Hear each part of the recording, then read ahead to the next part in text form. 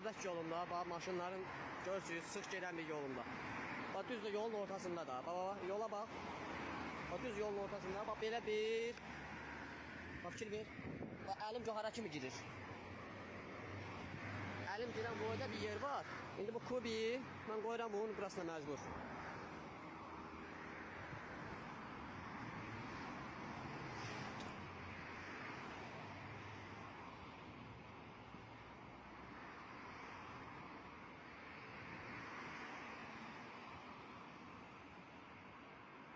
Məsələn, biri də lazımdır. Bu gün birini də gətireyim.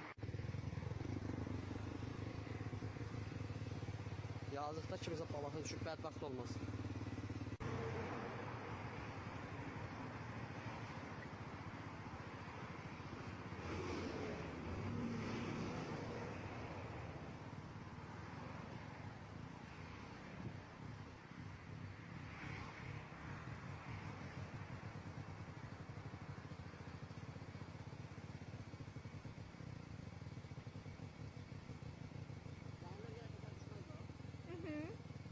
Gidemiz hadi. Hadi geç buradan. Ay soğuk. Allah. Allah. Oldu da böyle. Gittik. Yaktım.